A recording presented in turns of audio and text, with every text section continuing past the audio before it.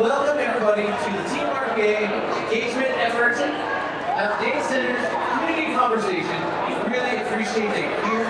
Looking forward to hearing what you have to say, but also excited that you're going to get a chance to hear what we've got to say and all the research that we've done. I'll tell you, it's pretty dense, but we've got it online, and really we're looking forward to getting your feedback.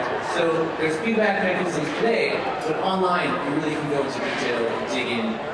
And so we hope that you'll do that. Before we get started, I want to introduce Bree Casper, who's going to say a few words. She's been in on a lot of the data center conversations, voice of the people. Bree. Thank you everybody for coming. I just wanted to point out briefly the purpose of tonight is to have our active ears on. So really listening to all of the recommendations that are provided here today. Jeremy and the entire staff of the Truckee Regional Planning Agency have done an amazing job of gathering concerns, but it might not be all of them. So your job tonight is to make sure that your concerns are written down or talked about. And if they're not, there's an amazing form that you can fill out. And before you leave, there are dots that you can put on these boards that tell us what your main concerns are. So active listening, being respectful, and trying to listen to all the things that we might want to add to the recommendations is a really big deal. These are the recommendations that write the moratorium regulations. They're going to be really impactful moving forward. So thank you so much for being here. Every single person here matters, and we really want to get all that feedback today. So thank you. Thanks, Bree. I agree wholeheartedly. Every single person's here, every person's opinion matters.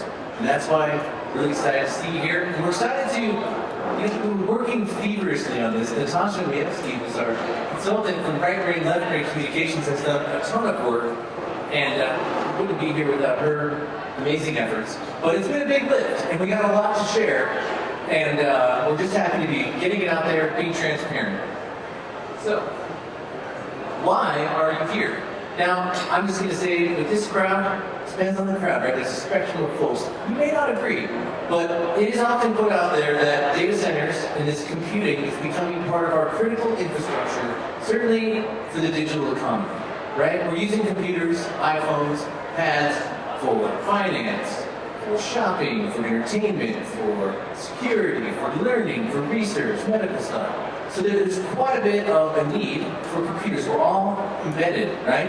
But we need to, like any of these things that are critical pieces of infrastructure, we need to make sure that we're doing a good job of regulating it and managing for impacts.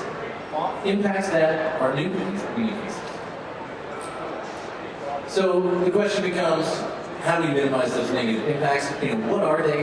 Why are you guys here? I think you're here because you're concerned about it. Right? You want to make sure you protect your community, your neighborhoods from what is coming and what's already here to some degree. And that's also what we've tried to uncover as we've gone out and done this work. I will say, it's weird having just the thing behind me, but dealing with uncertainty, okay? Life is full of uncertainty, and especially in planning, right? Sometimes we don't know what we don't know. But I will tell you that in technology, and especially in this sector, is changing fast. But the way we approach this is to look at, we do know some stuff, right? We've learned a lot over the past year. We know some of the impacts. Let's make sure we start mitigating for those impacts with the rules and best practices we set. And we should put in a component of monitoring and reporting, which you'll see that we've accessed as well, because things change, and we're going to have to circle back and revisit. We're doing that constantly in the planning world, circling back and revisiting. Every 2 years, we look at a population forecast. That changes. We compare it to water resources. That changes. So we have to continue to check back in. That's where the monitoring comes in, to help us deal with the kind of inherent uncertainty.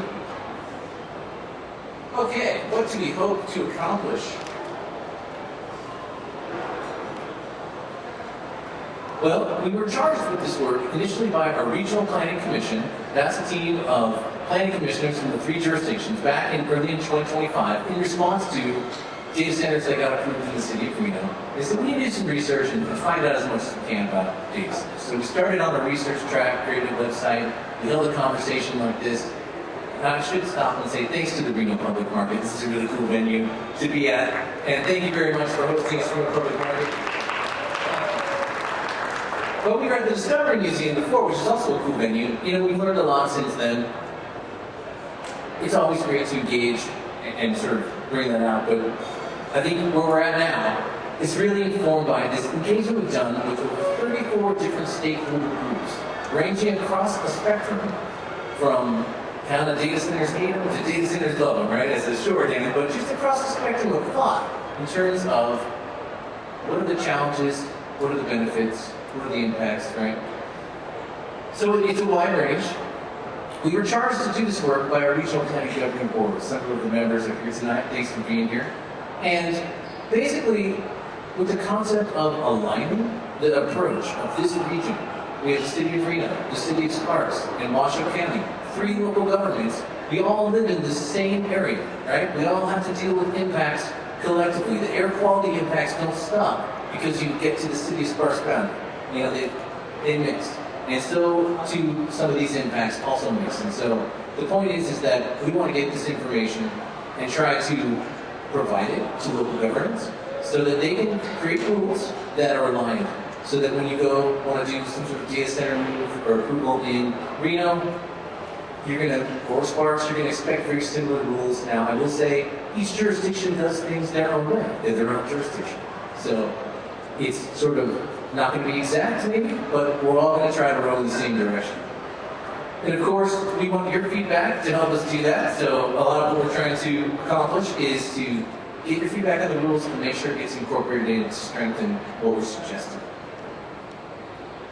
And that's really what we've got on this slide about what we hope to accomplish today. So we want to engage you. I feel like today is going to be the giant data dump, and I don't know how far we're going to get in terms of one-on-one engagements. We're going to do some Q&A. We've got some exercises, as Bree mentioned, to put dots. But I fully foresee that we're going to have similar check-ins as we go, because now we have all this information, and possibly we can set up some more targeted, like today we're going to talk about formula, or today we're going to talk about energy, right? And keep this alive so that we get to kind of unpack it a little more. But we're going to tell you about a series of themes that we've uncovered during our engagement, interviews with all these stakeholder groups. And we want to get your feedback. And I will just mention that on our website, TMRPA.org, you can click around. We've got links everywhere throughout the presentation, but there's a data center. Links are easy to find.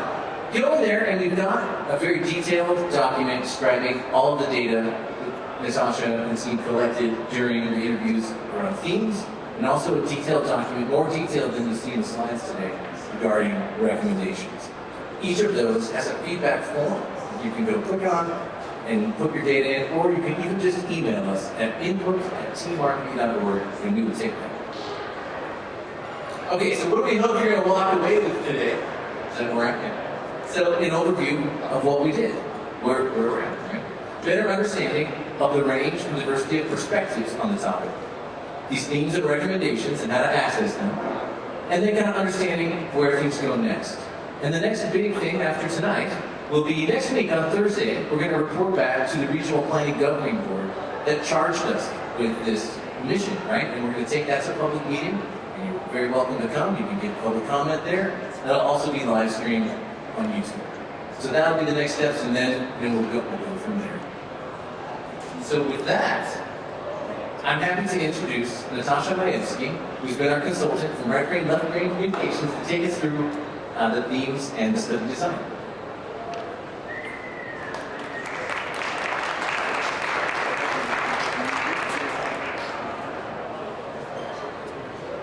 Okay, hi everyone. I am Natasha Majewski. I'm with Right Brain, Left Brain Communications, and I work with the team at the Regional Planning Agency to speak to a lot of different stakeholders that are engaged on this topic.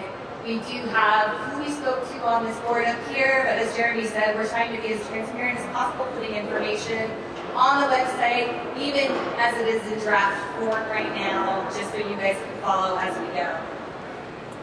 But to talk about how we did this study. So we did a series of 3 interview surveys and then semi-structured one-on-one interviews. They ranged from about 30 minutes to an hour. And then we did a stakeholder group to ground the information to make sure that we hadn't missed things from the stakeholder We then looked at all the data, amalgamated all the data, coded it into a structured tracker for each person, what they had said that we interviewed. Sometimes there were multiple in a group. We captured per question summaries and emergent themes. We flagged claims for independent resources, and then we synthesized everything into cross-cutting themes, which you're about to see. So these were the question topics that we asked people. We asked, and all of our stakeholders, we asked them about data center development, their general attitude. We asked them about water use, energy and power supply, financial costs and benefits, land use and siting, other public health, environmental, and tribal impacts, regulatory recommendations, drivers of industry growth, and long-term outlook. So this is a list of, and we kind of broke it down into categories, the groups that were interviewed for specifically our stakeholder process. So you can see we had 34 organizations across 11 categories. We interviewed people from local and county governments, from state government and regulatory bodies, from academic and scientific research institutes, from environmental and consumer advocacy groups, from economic development groups, from the local data center local consortium, from tribal governments at Meadows Indian Colony, from industry, labor unions, utility sector, and media was someone who had covered data centers extensively. And we tried to get more people. So these are people that we've reached out to on more than one occasion, and we're not able to get a hold of them for this study, but we reached out to the Pyramid Lake Pike Tribe, we reached out to a few other environmental consumer advocacy groups, a few other industry groups, another labor union, some other surrounding local and county government groups, as well as state regulatory groups such as the Division of Water Resources. So these are groups we were not able to get in contact with to participate, but we did want to include them. And as Jeremy said, because this is ongoing, we still would like to include some of these organizations in our study. So, this again is based off of stakeholders, but you can kind of see where people stand in support of. And you can kind of see it is a little bit of a bell curve. So we have very supportive, conditional supportive, a lot in the middle that were neutral, mixed and skeptical, and then against, strongly against. And these were the themes that we used to kind of group all of the information. If you can imagine 34 different 30-minute to hour-long interviews is a lot of data collection. And we kind of grouped it in accordance to some of the questions that we asked. So what I'll be going over today is information from these groups. General across themes, water, energy and power supply, economic impact, cost and benefits, land use and siting, other concerns like public health, environment, tribal and equity impacts, and growth drivers and future outlook. And I just want to say again, this is a qualitative study. So the information that came out of this came from all of these stakeholders and then was amalgamated across lines. I am not presenting on everything because it's a lot of data, but like Jeremy said, we do have some of the raw data up, so feel free to go and look and you can kind of dig into it a little bit more. But, so for our general themes, where stakeholders converge. Stakeholders talked about regulatory authority and understanding who regulates what, scale-based and even handing, so not all data centers are the same and maybe they should be classified as large energy users inside different thresholds, regional consistency where it's applicable, transparency, reporting and monitoring, that was a really big one that came out both in speaking to the public as well as in reporting and monitoring. Expert-grounded decisions, so really having experts weigh in on how this should be done, and then genuine engagement, early, meaningful community and tribal involvement, fact-based education. So here were some key tensions, and because we talked to everybody from all across, from Sierra Club to Google, there's a lot of different things inside of there. So there's going to be tensions throughout this entire study, but we're just raising them to the surface. So, local regulatory authority, some people saw it as adequate, some people thought it was under capacity. How to even regulate this? Some stakeholders asked for data center specific rules, others said they wanted large user rules. Oversight and competitiveness, so this kind of tension between mandatory reporting and accounting and a kind of light economic advantage, light touch economic advantage. And then drivers of public opposition, some people said it was more emotional and media driven, and others said there's genuine substantive concerns.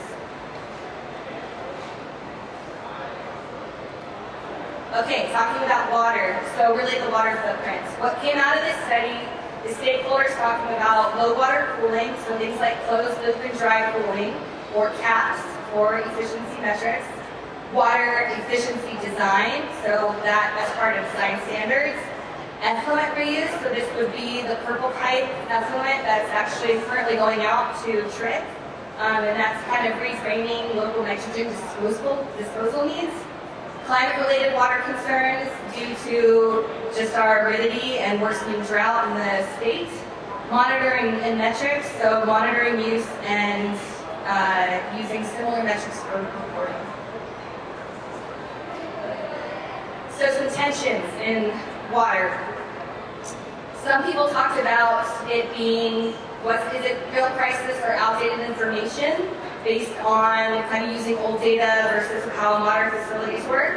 And then others talked about this is the driest state, so we really need to scrutinize new demands for water. Water versus energy, so this was a really interesting one because a lot of people talked about when you do cut cooling at a local level, you need more energy for some of those systems.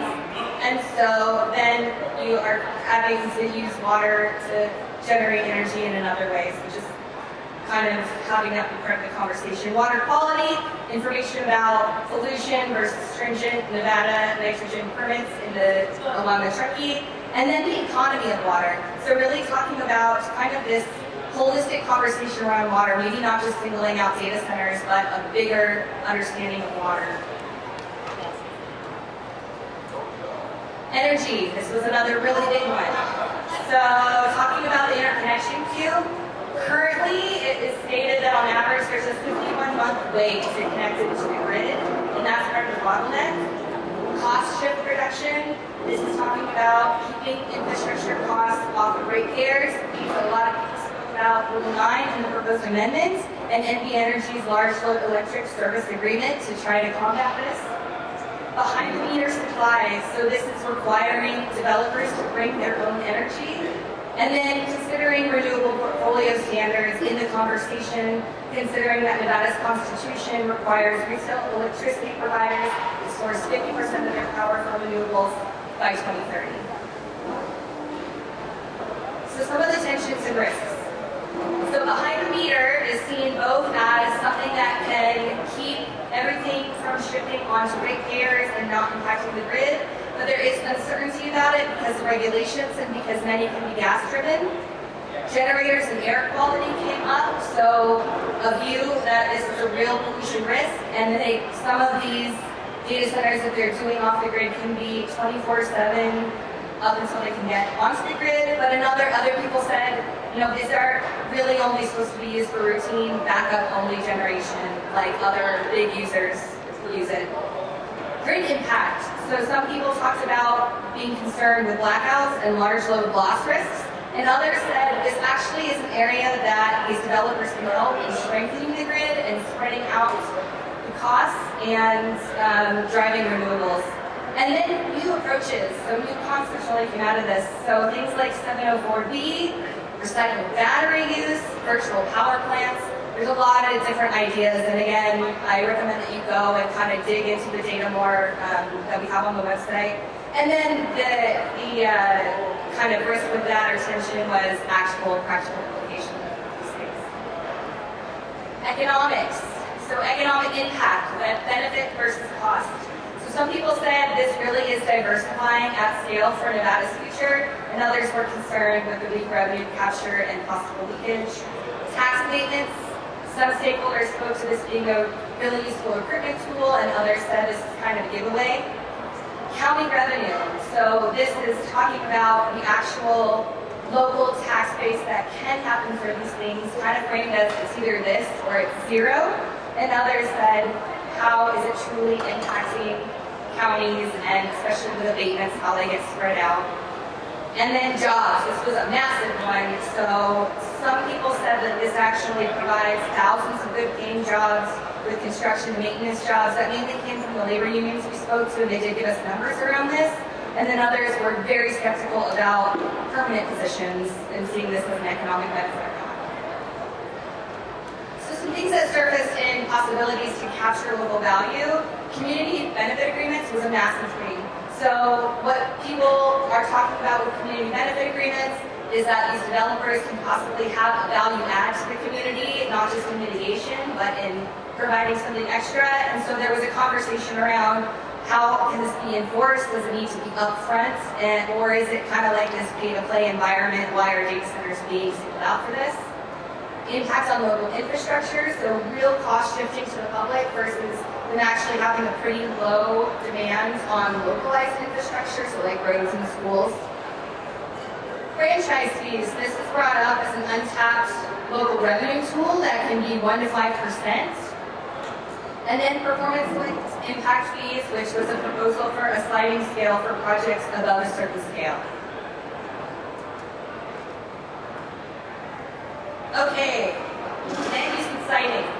So, the siting consensus, a lot of people spoke to, they wanted this to be industrial only zoning. There were a few caveats inside of this for redevelopment opportunities and where that could get a little gray. Residential setbacks were massive, so most stakeholders said we don't want this by homes, we wanted to have at least a 500 to 1,000 foot buffer. Co-location was big, saying that these facilities should be they should actually be located at the source of energy and or together, so kind of like trick.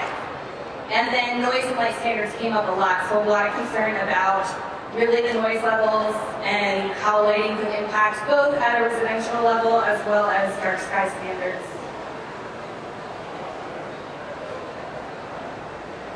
So a couple of things to speak about here, review letters, so special use permits and projects as regional significance review, the idea around decommissioning and how that needs to be planned, and reclamation needs to be talked about now before down the line. Moratorium was discussed as both a reasonable cause as well as kind of a blunt tool.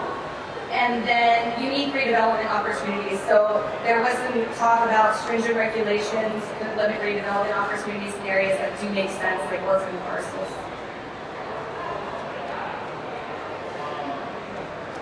Okay, I'm almost done here, so. Okay, there's a lot of information. Health, environment, and equity concerns. So, talking about tribal consult and cultural resources, talking about waste heat and heat island impacts, talking about fire and PFAS concerns specifically related to the facilities, and then also talking about wildfire, that was more related to transmission lines and moving so much energy could cause more wildfire. Wildlife and habitat was a concern, especially with transmission lines and siting, and then inequity, talking about impacts displaced onto rural, tribal, and frontline communities. So this is where these views kind of diverged. So some people talked about heat as a real measurable effect. We are considered the fastest warming city in the United States, so that came up quite a bit. And then others said it actually was kind of minor, given the way that the facilities need to insulate themselves to actually protect their equipment. Fire and PFAS, some were really concerned about this. This actually came up in relationship to batteries especially, but just different stuff going into the air if there was a fire. But others said that they have built-in suppression, and they take that very seriously because, again, the equipment is very precious. And they have specific ways to deal with it. Wildfire, so this was a very real concern against. This is more related to transmission lines going across the state to transfer all the energy. And, but other stakeholders talked about there actually being a grid hardening program, and the energy currently does have a program that tries to rapidly deal with wildfire throughout the state. And then specifically rural inequity came up as a kind of two-sided equation. So some said that this burden is displaced on the rural communities, and others kind of framed it as a grow or die economic lifeline to some communities.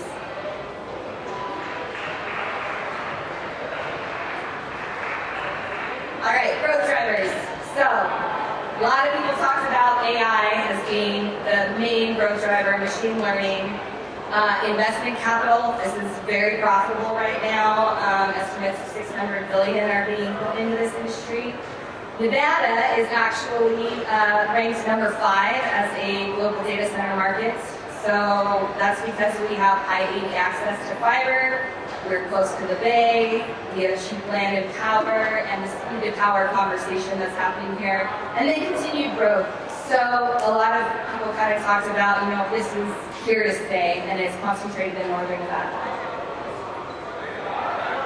And then this kind of idea around speculation and uncertainty, a lot of ideas emerged here. So people were concerned with stranded infrastructure, and there was an idea that there's real risk because of speculative tech, but then also this large load agreement to kind of protect from that happening, from tech companies coming in, speculating, and then not actually making good on what they say they're going to do as far as energy goes.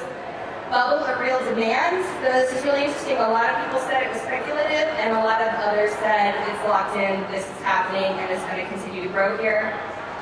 What's driving it? Again, AI came up as a massive thing, but there was some other conversation around it's not just AI, there's a lot of cloud services that are part of why these data centers are growing. And then Nevada's staying power. So we have a durable location advantage, that's why we're number 5 locally for this. But also others spoke about that the current market is highly speculative and developers submit multiple bids in other states. Okay, so I'm going to pass this over to Nate now to talk about some of the quantitative data we found.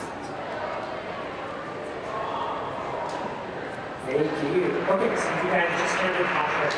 We talked quite a bit about all the qualitative data we gathered for this effort. So we'll talk a little bit about some of the quantitative data that we gathered as well. So for each of these stakeholders that we interviewed, we provided a key review survey. We asked a variety of questions. We took those same questions, put a survey online, and put it out to the public. Hopefully most of you guys have taken that survey. If not, please check it out after this. Order it, you can access it on your phone, and take the survey and give us your input on that. Right before we get into this, I did check our respondents. We had about 151 respondents thus far, so as much data as we can give, we appreciate it. So we'll talk a little bit about that. So on the screen ahead, you can see the red bars are our stakeholder answers, the blue bars are the public input answers, and then that purple bar is kind of the combined answers, right? And this is based on their percentage, normalized by percentage. So our first question is generally about data centers. What is your attitude towards them? How do you feel about them? Positively, negatively, or neutral, right? As you can see, largely for our public input, it was negative. For our stakeholders, it was mostly in that neutral zone. I will say there's some of a consensus that I guess nobody's jumping up and down and like, hey, let's go to data centers because positive or quite low, right? That being said, we're trying to mitigate impacts because this is the path that we've seen and is seeing how it's going to really happen. So moving on. Next question we asked about, what do you think the role of government should be in response to kind of these data centers, right? Should it be really concerned about the environment, concerned about land use compatibility, simply know the data center should be allowed, the economy, or regulations for data centers are not necessary. As you can see, our stakeholders are largely in that land use compatibility and environment zone. Those are the things we should really be watching out for, the impacts there, mitigating those. Public was concerned with those as well, but most of the public input came that no new data centers should be allowed at all. So a little bit of that evidence.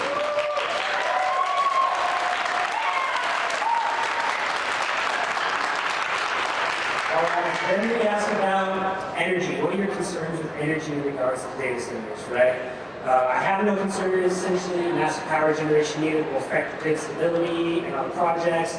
The demand for energy to fuel new data centers will negatively impact our sustainability and renewable energy goals.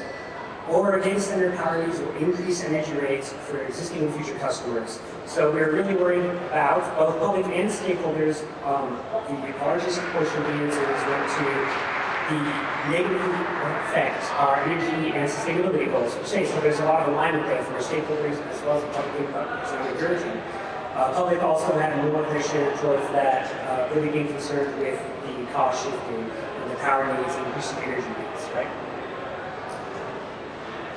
And then ask about economics. What do you think of economics of data centers? What do you think about it? Data centers are beneficial to the local economy, provide necessary capital investment, they will have significant impacts on our infrastructure and resources, and capital investment does not adequately mitigate these impacts. Or data centers may provide benefits and necessary investments to our region if the impacts are carefully considered and mitigated. So I think there's somewhat of an urgency. Our stakeholders are saying there are benefits as long as we're taking care of those impacts and managing those, right?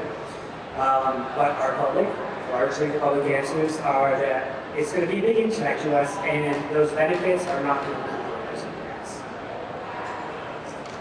Finally, we asked about kind of the future outlook. This idea of this going to be a boom or bust. What is it? So the question here, the answer options are data centers of all sizes and functions will continue to be an integral part of our infrastructure. Technological advances will reduce the need for large and hyperscale data centers, meaning orphan power systems and buildings. The continued construction of large centralized data centers, which is going to keep happening, or more integration of smaller scale, sort of distributed, small scale distributed data centers throughout our developed areas.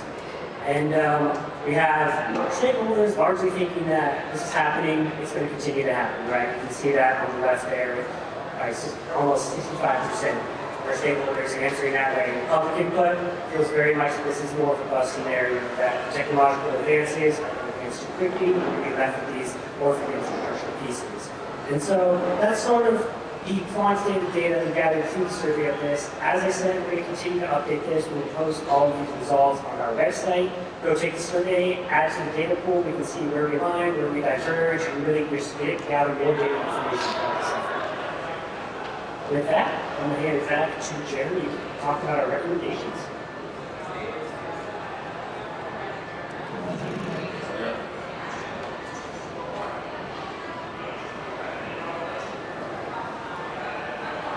Much better.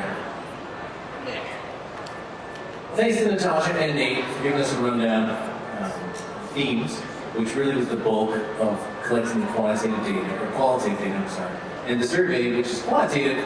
We would really like to boost those numbers. So if you haven't taken the survey, please go to our website and take the survey on the data engagement page.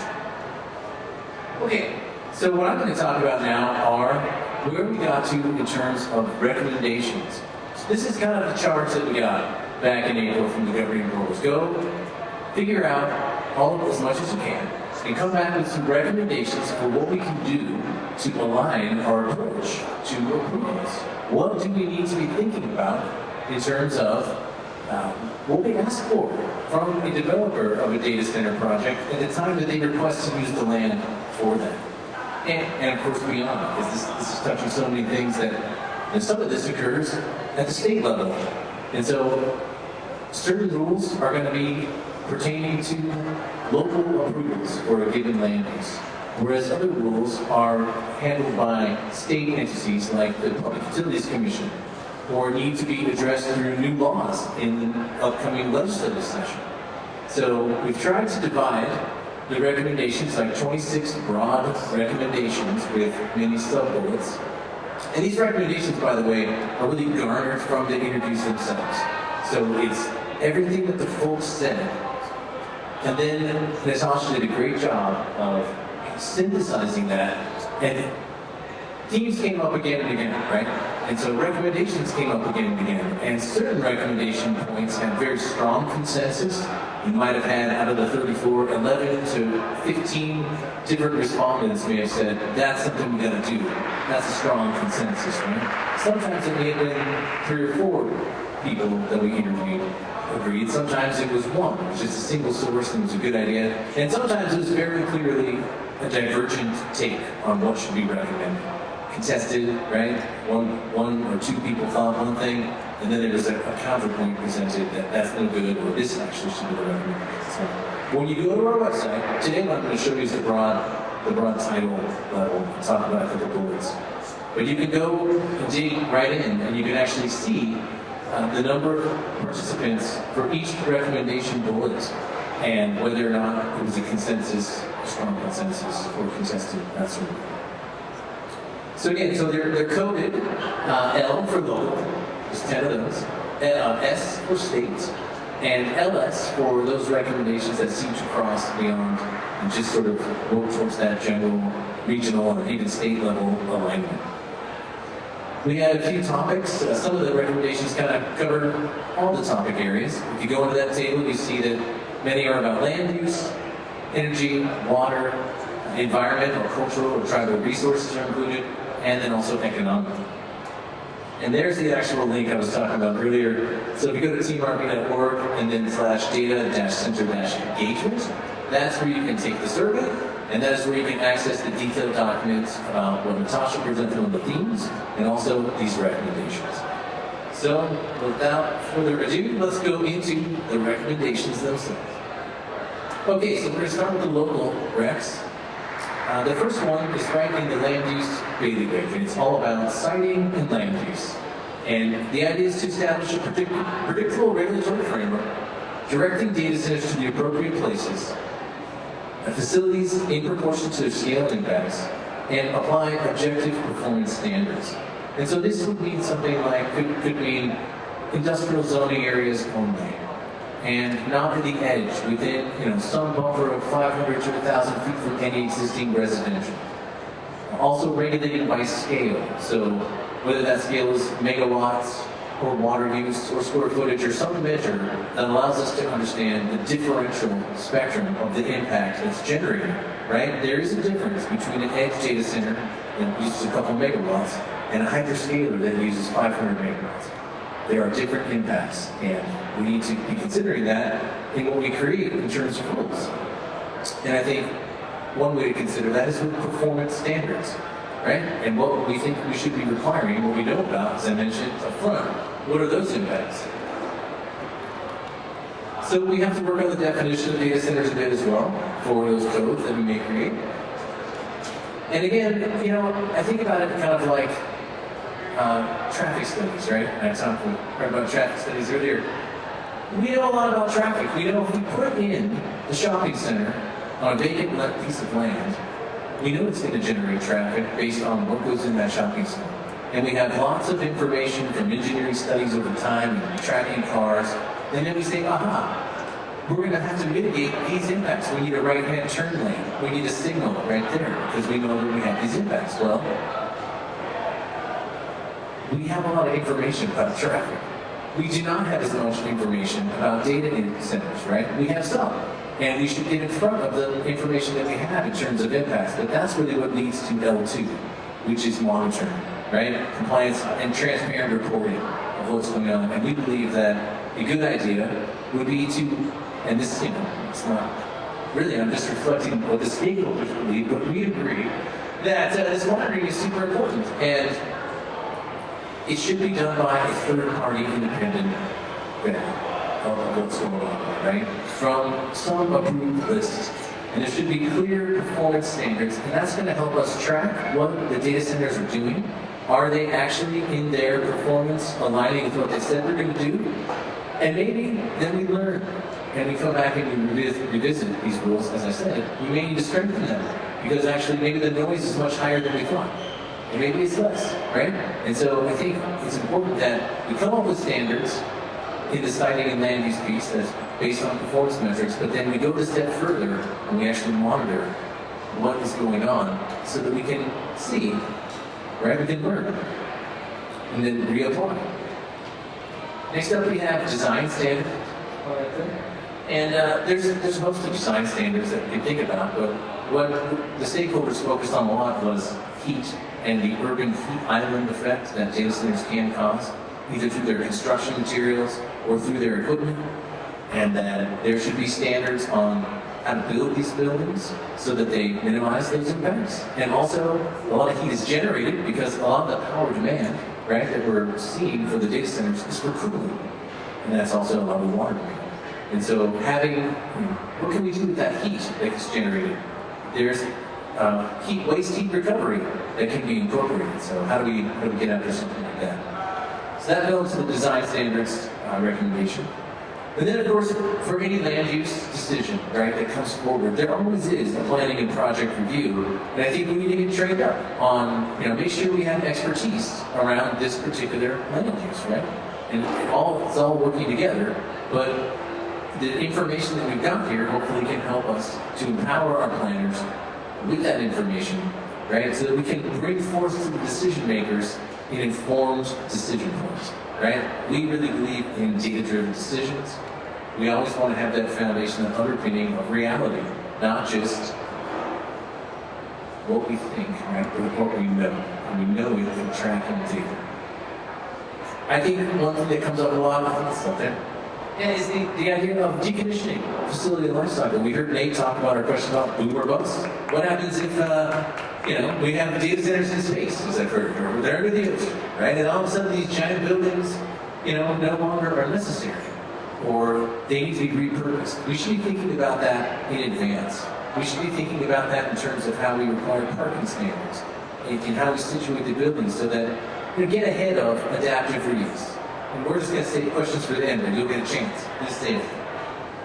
So those are some ideas there for facility decommissioning, life cycle. I think we know that water use is top of mind, right? We live here in semi-arid northern Nevada. I will say that we have an incredibly well-managed water system. In fact, today, I went to the Northern Nevada Water Planning Commission meeting, and I presented our 2026 Consensus Forecast Population Projection.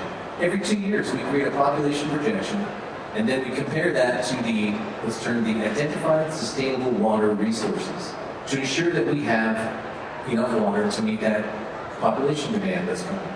And it turns out we have identified in the system in excess of what is needed in terms of water demand for people. But we need to make sure that water is for people, right? Water is for people. Right? And we gotta cool the data centers when they come, but we need to make sure that we're not sacrificing any ability of us to serve our population with water. So water use reporting and having some rules, using standards like water use effectiveness to report on that is important. I think we also look at the concept of maybe not outright banning of evaporative cooling, but certainly thresholding, and maybe in some cases it is appropriate, but the closed loop water cooling systems seem to be a lot more appropriate for our region, with the exception of maybe using treated effluent. In terms of the effluent, what I've heard is that it's dirty, and so in terms of using it for cooling, it may require pre-treatment, or it can only be used through the system once or twice. So there's challenges all around, but I think we just need to be very careful about what we allow in terms of consumptive uses of water for cooling. In terms of regional water resources, like I said, there's constantly work going on to check to make sure our water resources are intact. We have a water rights market. We have the Truckee River Operating Agreement. Right? We have tons of information about our water system. But we got to stay on top of it. We got to be thinking about water rights acquisition for data center cooling. How does that affect downstream users like the tribes, right, that are down at the endpoint? So we got to be really careful about how we use water in this scenario.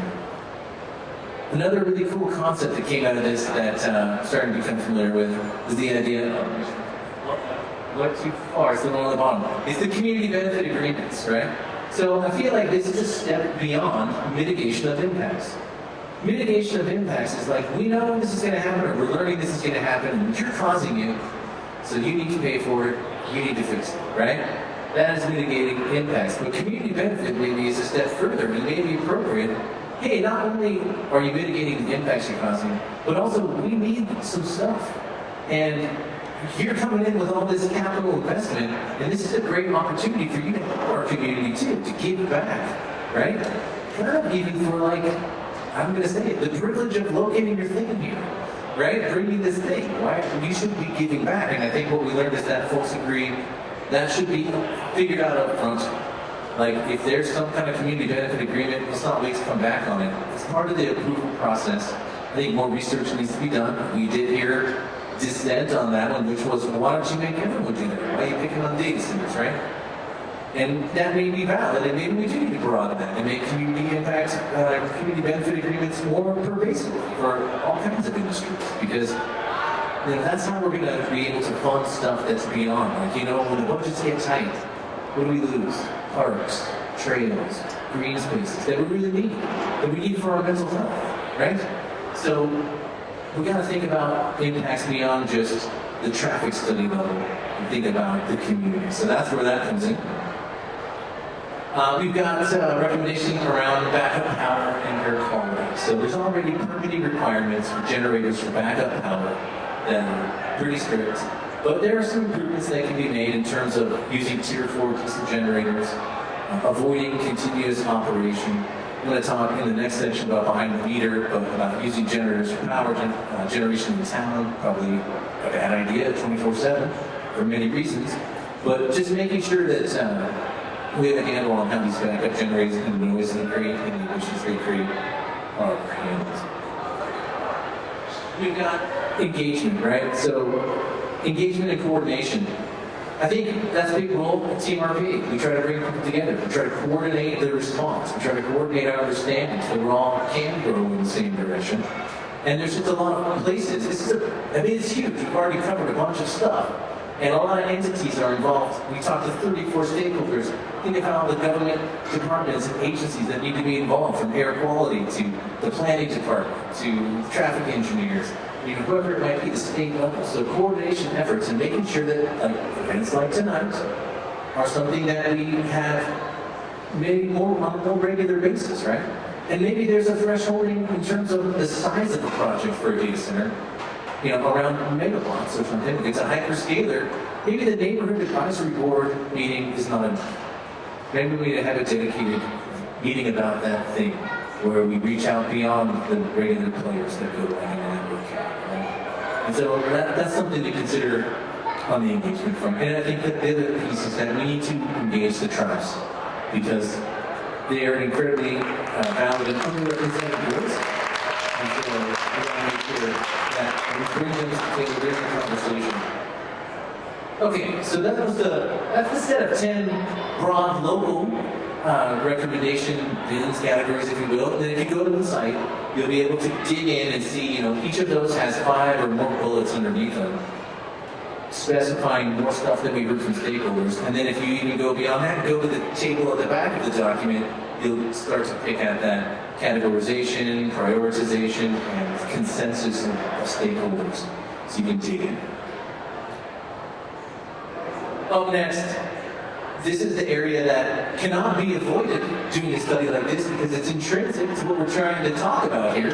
But it's not something that's going to happen at City Sparks or City of Reno or at Washoe County even, really. This is state level stuff. And in terms of TMRPA, we were a regional entity, again, helping to coordinate. We do have a role to play on the land use approval side for energy generation and transmission. But it doesn't have anything to do with energy rates, or like who pays for what kind of thing. It's like, is this area the right place to put a solar field?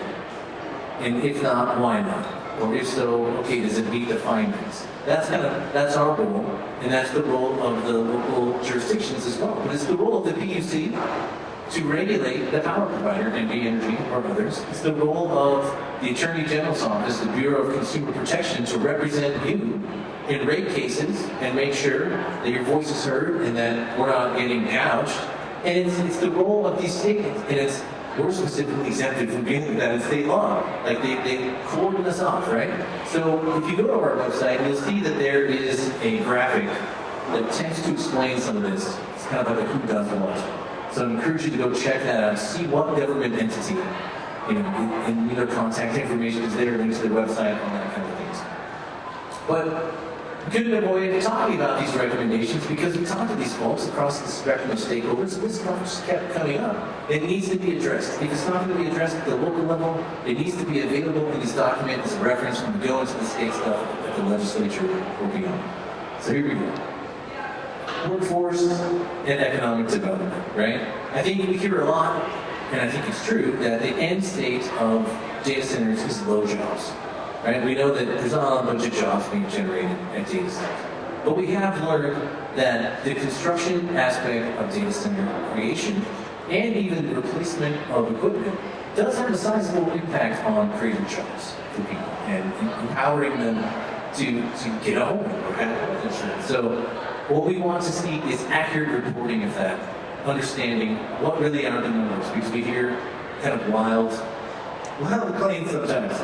I think also, if you can't get the workers that are going to be in these data centers 100% from the local pool, we should, stakeholders indicate we should be doing training, should be doing education around this industry if this is something that's going to continue to grow in our cities.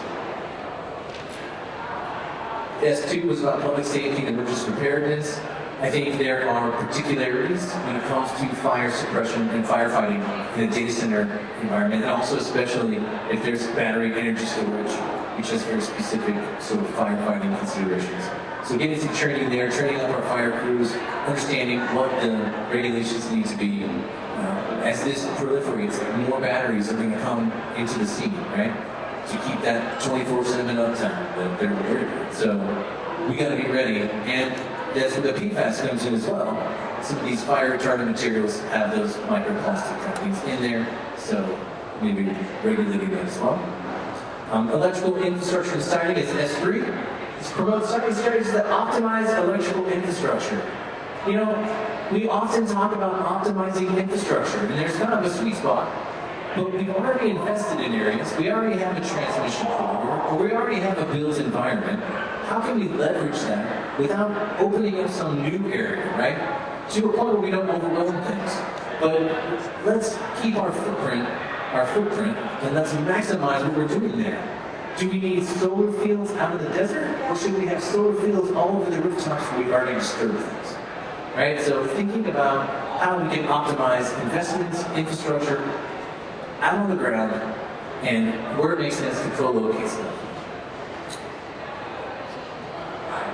This is a little sci-fi, maybe still, but it's coming, maybe faster than we want, I don't know, with fusion, but nuclear energy, right, is on its way to potentially becoming one of these sources of energy behind the meter, potentially especially.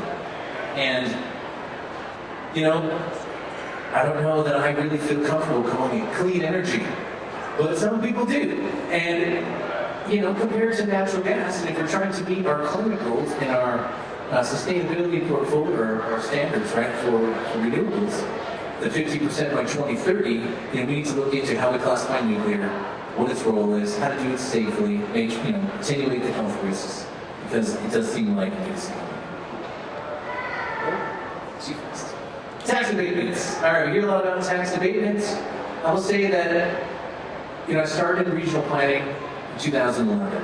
At that time, we had the big boom, and we were in recession, and we were trying to get out. And the state was trying to attract industry to help bring us out of kind of a depression, basically, right? That Great Recession. Well, these abatements, I think, reflect the thinking maybe at that time, and they need to be addressed. And I know in conversations with the state, they're thinking about that, and they're looking at that.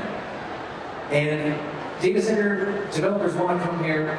It's not, the abatements aren't the thing that are bringing them. So a year ago, I said they were. Now, I say they're not, right? So there you go. I'm learning too, and changing as I get more information. So I think, I don't know exactly what that looks like, but we have a few recommendations. For example, reform or eliminate the abatement renewal provisions, consider conditioning abatements on measurable public benefits, such as meeting renewable energy benchmarks, distributed energy investment, local infrastructure funding, or other community benefits. That's the kind of level of detail, if you dig in, you would get. So check out that one, but I know there's traction on bringing the abatement level, reducing the giveaway. I think S6 and S7, so sort of S6 really get into a lot of people's fears around the energy demand. When we hear in the integrated resource plan that the demand for energy is going to jump from a peak load of around maybe 2,500 megawatts for all of northern Nevada to an additional 6,000 megawatts just in Story County alone proposed. That means quadrupling, right? That is a significant change. How are we going to generate this energy? How are we going to make sure that you and I are not paying these higher rates to make all this go down, right? And there are some rules and regs in at the PUC that help address some of it. But we've heard from stakeholders, and they've got some good ideas on things that could be implemented. And I know that there are some proposed amendments to Rule 9, which kind of controls transmission transparency, or non-agreements for who pays for a transmission, and substations. But where there isn't as much transparency is on the generation front, which we're going to need to see, right? So that's an area that we target. And here, I think, trying to avoid power hoarding, making sure that everyone can get a chance. I've heard from developers, I can't get power. Well, I can't build nothing if I can't get power, right? So making sure that we can share the resource and address that speed to power concept. And then we get to S7. Sorry, oh my goodness, sorry. A coordinated energy infrastructure review. So this came out, I thought this was really interesting, that there's this dichotomy between where we approve the energy projects and where we approve the data center projects. And they're not talking, right? It's happening on two tracks. Why are we linking that together a little more? Like, and that goes back to that optimizing where we put stuff and that locational aspects and site clustering. So I thought that was just increasing the coordination, right? Increasing the coordination because we know it's already happening, but we're at the precipice of more. So we should become more coordinated, not less, especially since we've identified these things. S8, clean energy and climate policy. Obviously, we want to meet those RPS goals. We want to promote clean energy to the degree possible. And I think, how do we establish some actual enforcement mechanism on those 2030 renewable portfolio standards that are in the Constitution? I don't know. If all of a sudden we have the next one go off like crazy, this behind the meter generation, there is no nuclear behind the meter yet.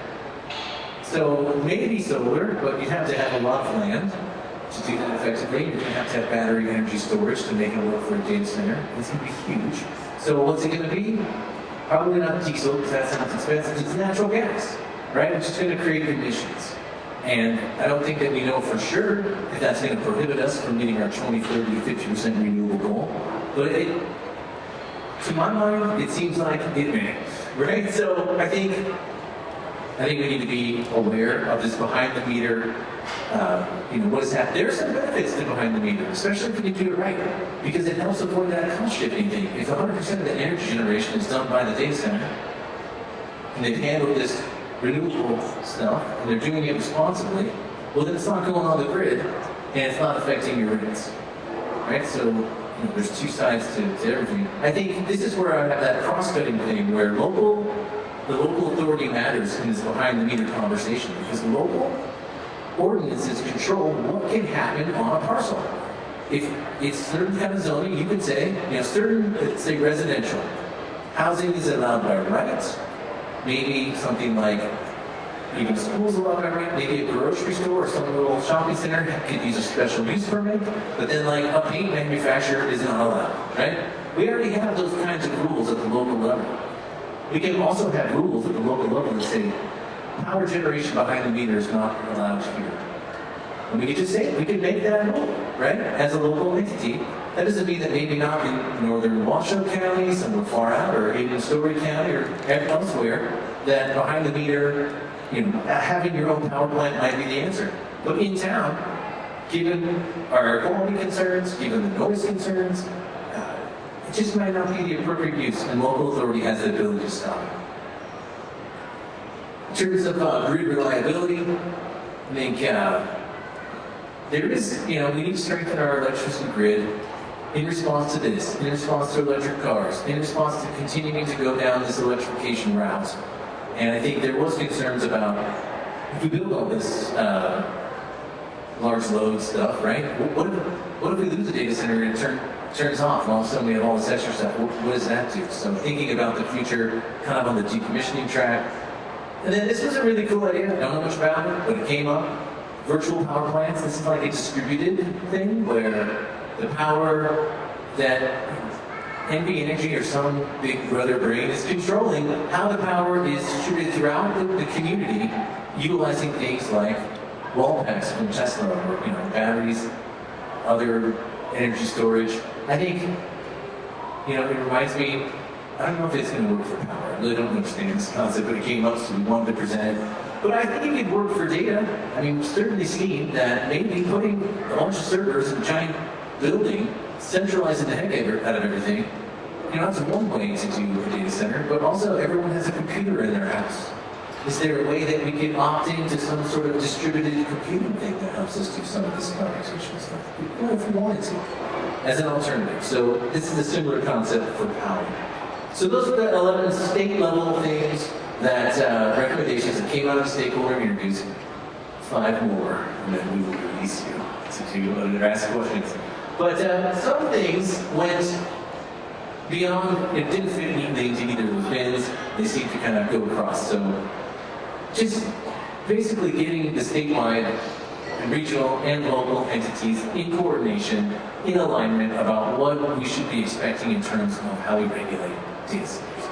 We should be working together to the degree possible, especially on the big items where it's kind of a no-brainer.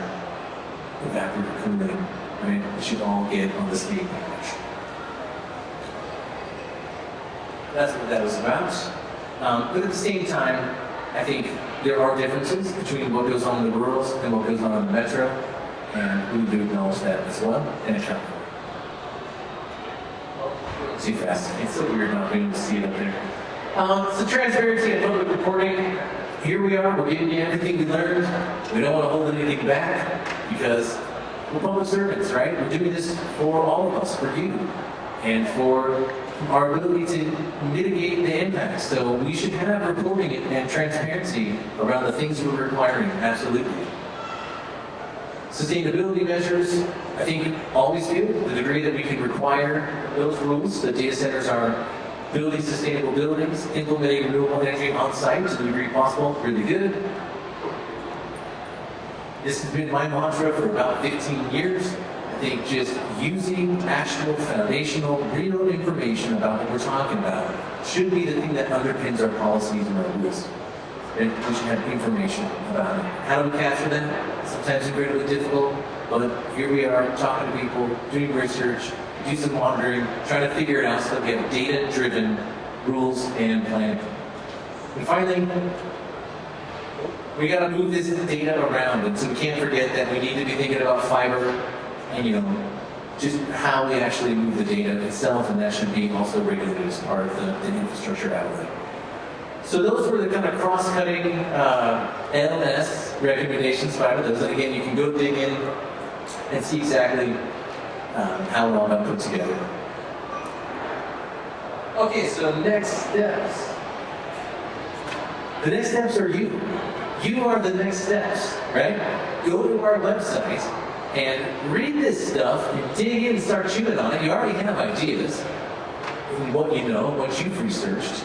We may have missed something, like Bree said. Clearly, we're not perfect. We're probably missing things, and we're in process. We want your feedback so that we can incorporate the things that we're not seeing, or the perspectives we haven't gotten, strengthen the report that we bring to the governing board. We're couching that for next Thursday as, see how many words I can put in front of it, a draft preliminary report. Right? Because, is this ever done? And I think we want to make sure we get the governing board's feedback as well before we put the final stamp of approval on the report and all of this. And of course, even when we do that, it's just going to be a fence post in the fence. It's going to keep going, right? And we're going to keep learning and keep evolving. So it's not ever necessarily over, but I think this is going to be some really useful information to move the conversation forward and to get some cool events. Almost question time. I want to make sure you guys do the dot exercise. If you haven't already, we got themes that Natasha went over on the board over here. You get 3 dots. We just want you to put a dot next to the 3 themes, or 3 dots on one theme, or however you want to split them up. What's the most important theme for you? We're going to get a little feedback from that. And then over at these boards, we have recommendations. All those 26 recommendations I went through, you get 3 dots. We're going to put your dots where you think they'll have the most weight. And then we'll tally that up after tonight, and we will get a look at what you guys think. So that's the exercise. And now, it's question time. And then we've got a mic, I think. Tyler is going to bring you the mic.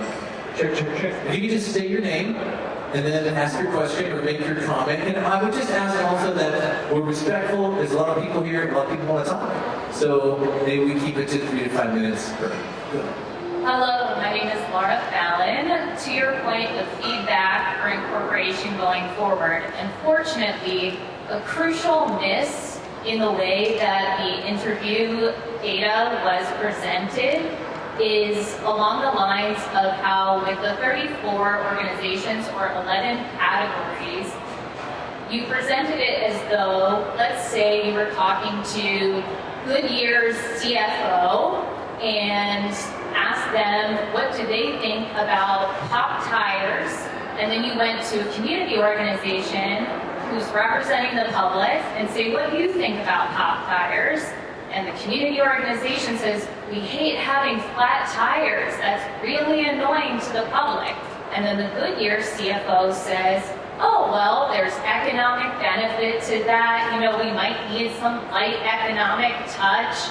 And then the stakeholders went and said, oh, well, look, there's one that said this and one that said this, so there's diverging opinions. And then the stakeholders said, oh, well, look at those diverging opinions. Maybe we should consider throwing nails all over our highways. As opposed to saying, this CFO is representing a small minority of wealthy billionaires within the organization versus the community organization is representing that large blue bar of the public comment, which is very consistently aligned with we do not want these data centers in this state. So what you need to do is take the quantitative data and apply it as a weighting factor to every single one of those qualitative participant information, like any market research analysis, anyone with a statistics background, anyone who would be doing this not as just propaganda would be doing. And so please do justice to all of the public comment that has been given repeatedly in these rooms, in city councils, and otherwise, to appropriately representing the voices, not just saying that, oh, 1 and 1, oh, they're divergent, and not applying how much weight versus money is the time the different opinions. Thank you.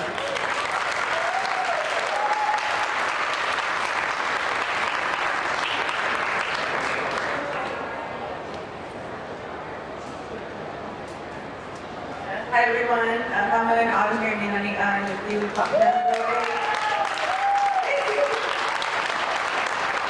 Hi everyone, my name is Autumn Mary. I'm a member of the Prim Lake Paiute Tribe. I'm part of Water Over Data Alliance. At WADA, we believe in a full permit ban on all data centers.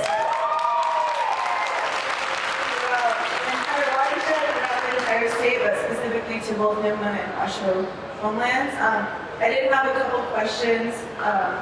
One of my questions is, you were talking about rural perspectives and including those voices, but when I looked at the list, I didn't see a lot of rural representation, and part of that had discussed benefits to the rural communities. And I'm from a rural community. I'm from Nixon, out at Pyramid Lake, and I have relatives who live all across the state in Western Shoshone homelands, and was on a tour last year with Greenlink Energy, not with them, but to learn more about the impacts of Greenlink North, and talked to so many rural folks, and they're really concerned about how the boom of data centers is impacting Western Shoshone homelands, and how that's going to create more development for solar.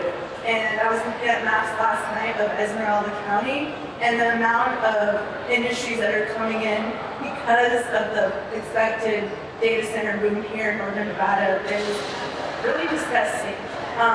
And all of that is indigenous homeland. So when we're talking about, yeah, maybe we don't need, folks don't want data centers here in the city limits, but also putting them in Story County, those are my homelands. And my people were removed from the area, the privatized area of Story County. And no matter where it ends up, like, my people are impacted. And the presentation didn't discuss the impacts to both the threatened and endangered fish species. And tribal waterways that are already in place to protect those fish species and to protect people in my community. So yeah, I'm curious about, more rural perspectives, and if there can be more work done to actually talk to individuals who live in these rural communities, who grew up in these rural communities, and who are directly impacted by the development that's happening in the urban corridor. And then I just want to add too that I think we really need to reframe tribal nations as stakeholders. We're sovereign nations.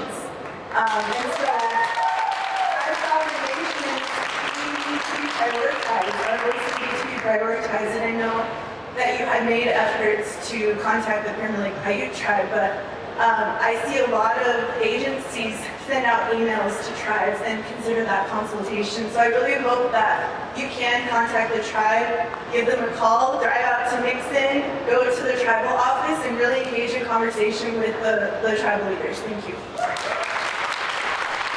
just appreciate the question. I appreciate comments from Laura. I appreciate comments. And we have 150 responses to the survey. That's not statistically valid yet, and we have to get to around 4,000, I think, to represent a population of 525,000 people. And the reason that we haven't looked at the rural area in detail, although we did talk about the state, is because we're the Truckee Meadows Regional Planning Agency, and we are working first to serve our jurisdiction partners and affected entities that charged us with this work. That's the City of Reno, City of Sparks, and Washoe County. So I appreciate absolutely everything that you guys said. It's true, and you know, this is now a point where we're trying to get your feedback, right? We're trying to strengthen it, and we do want to hear your voice. So we can't ignore, though, the players in this industry. We have to bring them to the table as well and understand their perspectives, because they're driving it.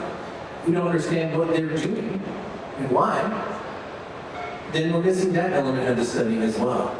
So we're here to talk to you today. You guys are the public, you're a part of it, right? But there's a lot more people out there, and we're providing mechanisms for you to give us the feedback, and we want it. And we want to incorporate it in. And we don't think this is done.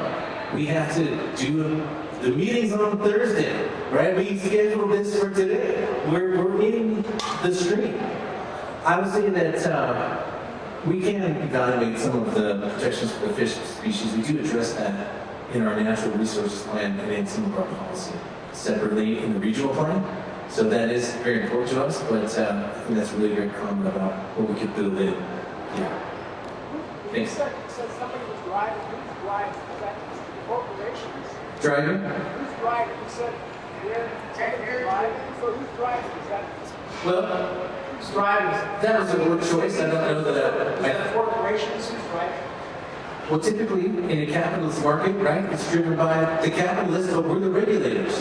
And we're here to see what's going on, right? And to set the rules to govern it so we mitigate the impacts. So I'm not driving data centers.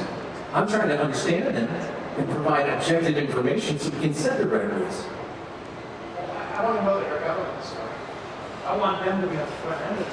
I Well- want them to be backing us and consulting with us to find out how we feel. Versus saying centers coming to our communities. I agree in that we're here doing it. You know, I agree with you, but I don't know that the government is driving the data center. It is being driven by industry and by, I mean, they're the ones that are the cost causers, right? Yes. Yeah. Financial institutions driving. But I agree with you. Our role is to make sure that we don't let them drive over us. I'm with you.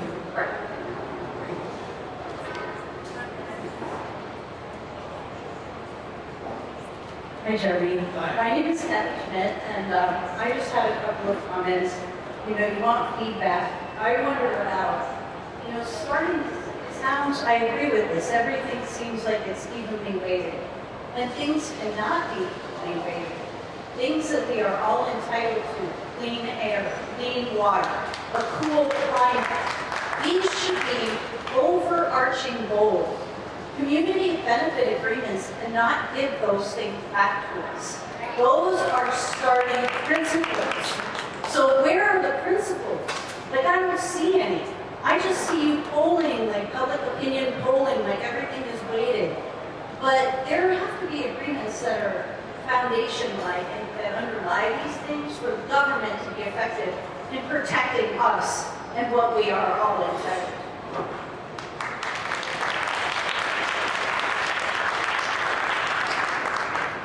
Okay, I've got a definition problem first. When you said stakeholder, they're not stakeholders, they're stake makers, stake takers, and we later called them players. The stakeholders are we the people. We're holding back. Number two is where you're coming from. Where you should be coming from is this is not going to happen. And your job is to convince us to let it happen. Along those lines, I've been seeing a lot online saying that data centers are already obsolete and projects are being canceled across the nation. Like I said, it's not going to happen unless you change our mind. And the last one, I want to know what the data centers are going to be for. If they're going to be part of the flock network surveilling us and making the big data available on the cloud, then I have no part for them.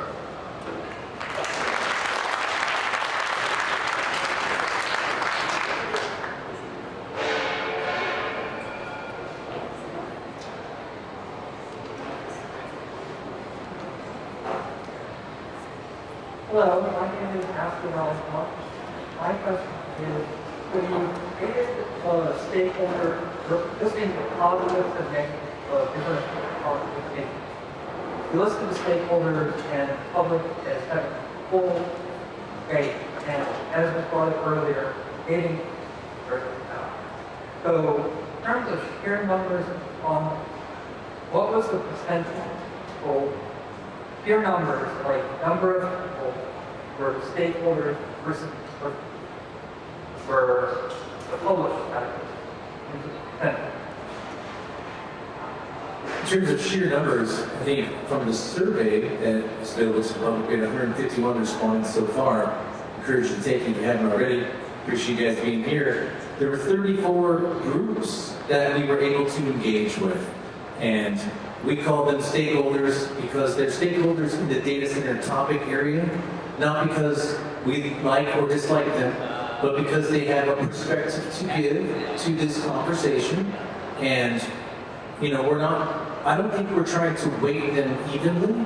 We're trying to capture sentiment.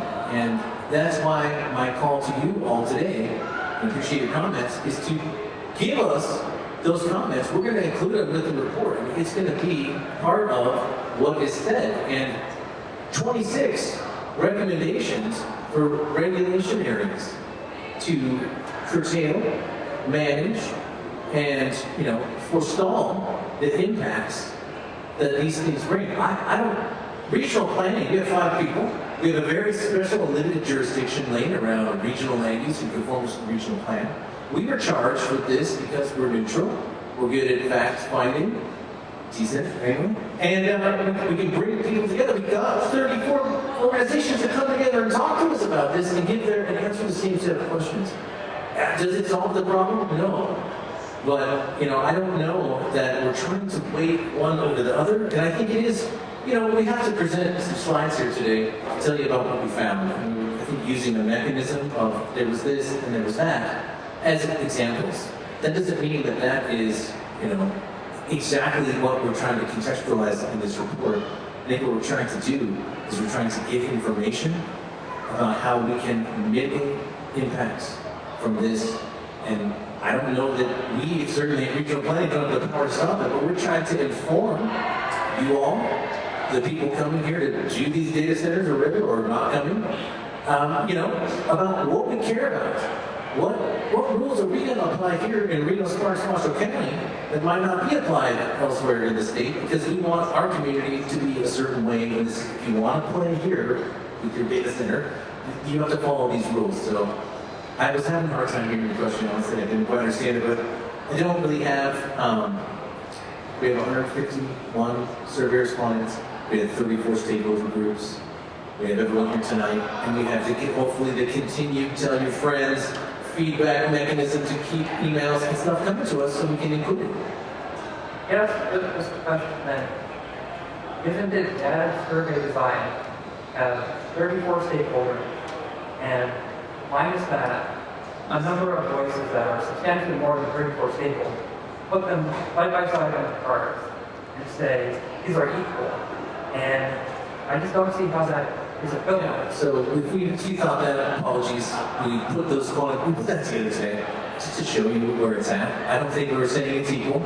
And in fact, as I mentioned, in order to get a representative sample from the survey of this community, we need about 4,000 responses. We're well below what represents our population of 521,000 people. So tell your friends, and let's get some real responses, and then we would have a statistically valid sample. And let me just say it out loud. We don't think they're equal. We were just showing you what it said.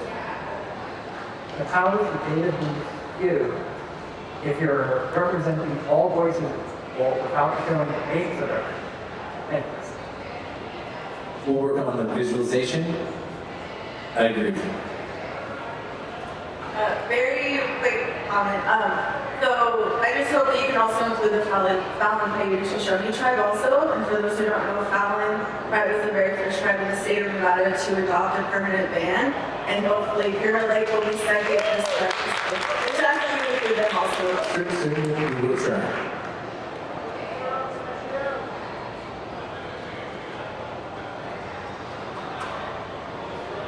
So we know that historically racialized groups of working class communities will be the most impacted by witness centers. Are you conducting outreach to provide Black and Brown communities, specifically migrant communities and non-English speaking communities, the opportunity to engage and provide their input, especially when we consider the tech being generated by data centers, is perpetuating cultural violence like ICE? Also, please don't tell me that it's my job to go out and tell my friends, because I'm not getting paid for that shit. How are you being responsive to non-English speaking communities? It's a great question. And right now, we don't have translation into, say, Spanish. Again, we have 5 people. And I'm happy to talk about how we could go out and do that. We are hiring an admin assistant that's in Spanish. So now Not just Spanish. might help us. Not just Spanish. Okay, well, yes, I'd be happy to do that. I will tell you this. This is above and beyond what we do with our limited budget and resources, but we're happy to try to do the best we can. And I'm happy to talk with you about ways that you can help us understand how to do that better, because I agree with you. We want to reach out and make sure that all voices are heard. I think that's incredibly important. Absolutely. So I don't have the answer for it because I don't necessarily know, but I'm willing to do it. So, follow-up, considering the state of Nevada is a majority-minority state with a large, Spanish-speaking population, why wasn't that, a consideration on the onset? I know we have Spanish-speaking folks working on this on the onset. Why don't we have folks impacted who are coming from immigrant communities on the onset? And again, just to reiterate, why didn't we have Indigenous communities included on the onset? Valid questions, and we did have Indigenous communities included in the onset, and we reached out to Indigenous communities several times, and in some cases got no response. So, I mean, they never drive out there. I don't mind. In terms of the Spanish, again, let's come back to, I'm going to say it, resource limitations. I'm not saying don't want to do it, but Ron and I worked on the coded risk meter. It was Spanish at the onset, and that was a medical emergency happening. We engaged with the help of Councilperson Dewar, the hospitals, a wide range again of people, and we did have Spanish at the forefront.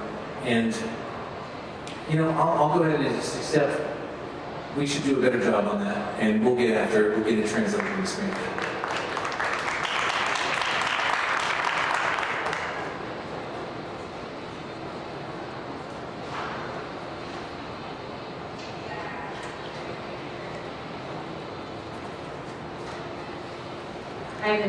I've been to all of the City of Reno meetings, and there were hours and hours of public testimony.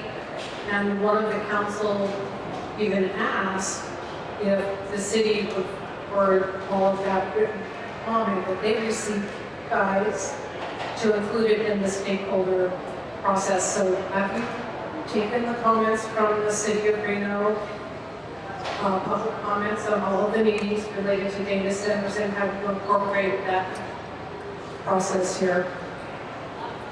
That has not been incorporated at this time, but honestly, that's the first I've been made aware of it, so we'll bring it in. That I've been made aware of it.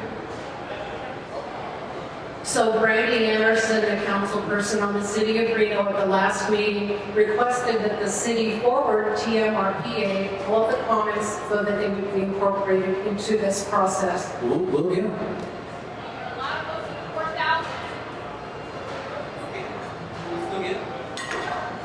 Hey, thank you, Kate Martin. Thank you for all your work. One, if I sound angry, it's not at anyone in particular. It's just everything's framed as like it's already happened, inevitable. And there's books upon books written about how technology is always sold as inevitable by people who are powerful and who have money. So that's an aside. But my question for you in terms of monitoring, are you going to be making any recommendations in terms of monitoring data centers that are getting grandfathered in? So for example, up in the North Valley, there's a mobile home park in between Opadon and Webb. Are you going to be recommending engaging with public health to monitor these people? Because we know when data centers go in, it's not like asthma improves or mental health improves. So are you going to be making any recommendations like, hey, what's going on in communities that have been put in this situation? Great question, and I appreciate the words. And I mean, honestly, we're not going to make rules at regional planning. We're making broad recommendations for what the rules ought to be about, and monitoring is among them, and exactly how it gets applied. I don't know specifically, but I think that's a good idea because we better be monitoring the ones that exist so we understand what those impacts are. So yeah, I've got no problem with adding that sentiment, retroactive monitoring of existing data centers would be a smart move, right? Very baseline.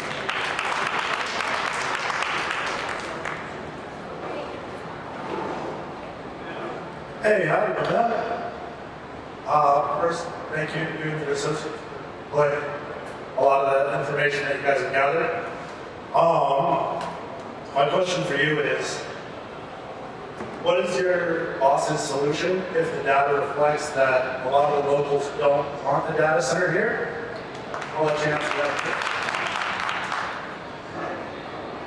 Yeah, again, we don't approve the data centers, so I mean, I think we're going to accurately represent that there is a very, loud message that a lot of folks don't want the data centers here. It's very clear that. Yeah, it's very clear that you guys do not. All right, and on your list of recommendations, I would like to recommend that we make it so strict that it actually becomes almost null and void, that they're able to function.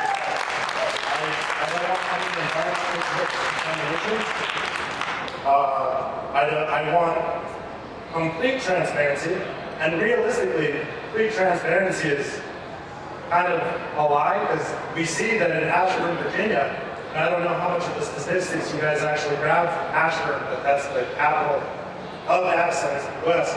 But they manipulate a lot of the data, and also they end up changing the projection values from where they started as a baseline to now rolling blackouts in the state of Virginia.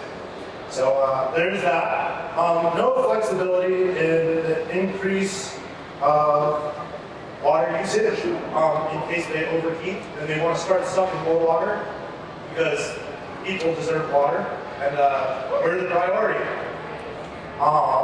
And then not only that, but in your study I didn't see temperature offsetting temperature offsetting regulation. In the event that something does overheat and they do end up pulling more water in, where does the wastewater go that's overheated? Their storage or closed loop system can only hold so much water. So, if that gets sent back into the Truckee, does it overflow into their ducts? Do they hold it? Do they store it? Because once leaking somewhere, closed loop systems aren't as closed as we think. Even when we think it's evaporative cooling, closed loop cooling, it's not all clean. Realistically, my recommendation is that we just don't have data centers.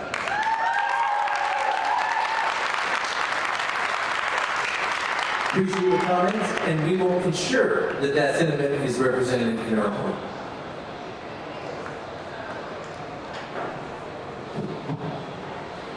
Well, Jeremy, first I want to thank you very much for a great program and a lot of information. So you are great left brain, deserve a lot of credit, so I want to give you a standing ovation for the great job.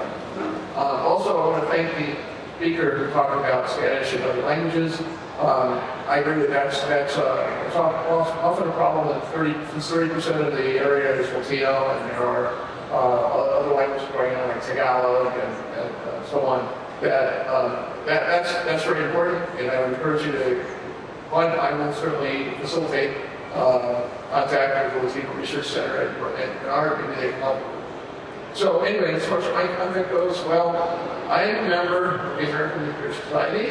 I'm also a member of Meadows. I'm actually my question and comment here on my own.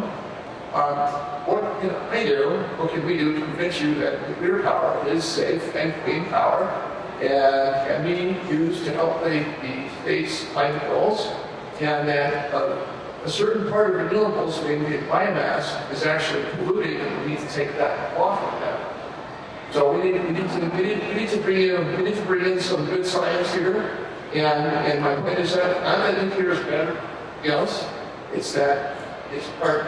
Okay, so if you partner nuclear with solar, which has a limited capacity, unfortunately, if you partner nuclear with wind, you get a big win-win. I'm not being close here because I want to be respectful of the time here and other speakers' time. But anyway, welcome to tell me what you need, and I will get to it. Thank you, Ron. I think would you mention nuclear stuff? That's going to be a state legislative and PUC role. Although there may be a local role to play in terms of just allowing the use or behind the meter at all. But I think access to materials also helps us. If you have, references, we've got in the themes documents, you can go see it online, tons of links to some of the, actual reference material that we also use to come up with a lot of this stuff. So that would be helpful. Hi, I'm Teddy Hirsch. Thanks for hosting this. I'm usually not able to attend them because I work Monday to Friday all day. So it's nice that there's one of these happening at a time that I can actually attend it. I want to start by saying we do live in a desert, and I think living in a desert does mean something. It means there's very little water. I'm also going to mention that my NBA energy bill is already really high, so I feel like it's just going to happen that our energy is going to be impacted, and I don't know that the infrastructure is there to accommodate for that. But yeah, there's kind of very little water already. You mentioned the closed-loop cooling. Closed-loop cooling requires massive amounts of energy to cool the water using cooling towers and chillers. This leads to more land development, the use of fossil fuels, and many nuclear reactor development. That second loop uses 60% of the water that the data centers take for the cooling and towers and chillers. So if you're losing 40% of the water put into the loop each time that it's added, that loop was never closed. It's going to continuously leave water. It's a myth, it's not a real thing. The Truckee River and surrounding watershed cannot and will not keep up with data centers' resource demands, especially considering our average population growth as a city year after year. We know it's one of the fastest growing cities in the nation, that's what they all say. I don't see it. Data center policy recommendations should be shaped and impacted by us, the communities living within the region, not from conception, not by shareholders. Any policies that concern the extraction of natural resources should have full and informed consent by all impacted tribal nations, which includes what Autumn said regarding visiting the actual tribal nations people and seeing how they feel about it. If you don't hear anything from them, that does not mean consent. I think that those for-profit companies developing the data centers for their infrastructure should not have input on the regulation of data centers.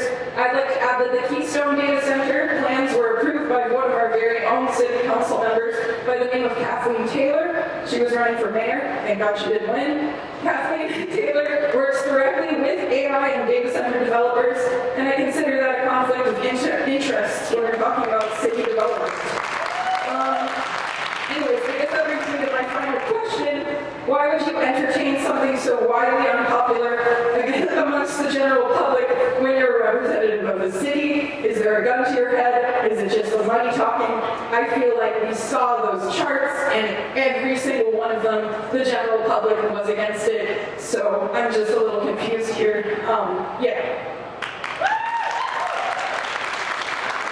That last one, honestly, I was charged by my bosses, the 10 bosses on the regional planning governing board, for us to do this work. So, do we do it perfectly? No. We are at a point where we've been transparent about where we got, and I think we're going to take this feedback so we can improve it. It's the conversation we're having. Thank you, Jeremy, and staff working on this. One of the things I noticed in stakeholders that residents are not listed as a stakeholder, especially those that have already been impacted by some of the data centers. I'm in the city of Reno, and I track what goes on in Reno all the time. I use my cell phone every day, data-driven. I use AI quite a bit. As a city planner, I've been doing research as much as I possibly can about data centers. And it moves so fast, it's hard to keep up. I presume that the staffs of Reno, Sparks County don't have the expertise to really do the regulation. But I would hope that would come out of this is that you would ask your governing board to hire a consultant who specializes in data center analysis, both pro and con, at the national and international level, because there's a lot of misinformation. This thing about the closed loop thing is brand new to me. If it's true, somebody should get to the bottom of that. The issue you brought up about, well, and as a land use planner, the land use compatibility is a huge thing for me. And what bothers me about in Reno, these mixed-use districts, just don't work. The thing about the community benefit agreements, I think that's an excellent idea, especially because of the tax abatements. It makes a lot of sense. But that's something that we should be doing almost every use, especially in the state like Nevada, that has such few limited resources for public finance for cities, counties, and school districts. So I think these people are putting billions of dollars into these data centers. They need to get more back to the community. Thank you. Sorry, I gotta go back to something I missed. Sorry. I'm keeping tabs.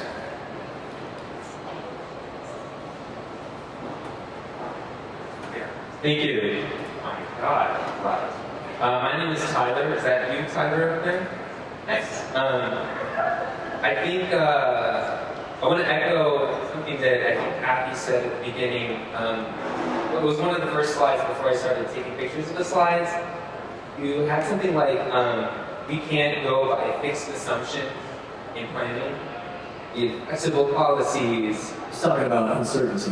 Yeah, uncertainty is a planning condition.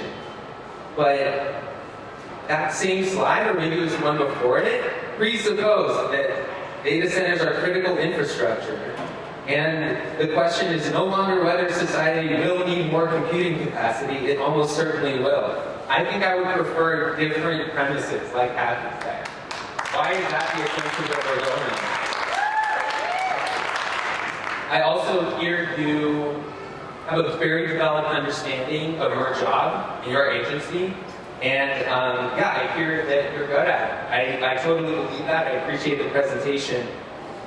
That is not the only reason that you got 34 stakeholders to the table for these sizable interviews, which is a feat. It's not just that you're good at your job. It's that your agency has the prestige to launder these corporations' reputation and go through processes like this so that it looks like, oh, well, we did everything and everyone's on the same page. That's why they're going to your meeting. That's why they don't show up to our meetings, because our meetings don't have the same prestige that yours does. So, you say that your role is to set the rules for this game. Your role could also be to say, this game is not going to be played here at all. You don't need to set the rules. If I sound angry, it's because I am angry. And to be clear, I'm not angry at the Truckee Meadows Regional Planning Agency. I'm angry at each and every one of you. So, if I can explain, I don't think that I necessarily understand your job better than you do. But maybe I can provide a little wrinkle. You do not have a job. You have a life. And your life right now has put you in the position that you can be the person standing in front of us, helping defend us against the tithing corporations. You don't need to work with them. This isn't business as usual where you need to follow exactly what your job and your agency says that you need to do. This isn't that kind of situation. I don't know what makes you think that business as usual is going to be good or not.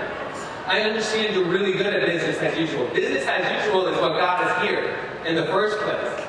After hundreds and hundreds of years of business as usual, it's time to do something different. So I'm talking to you, Jeremy, you, Natasha, you, Tyler. You have prestige, you have power. How are you going to use it?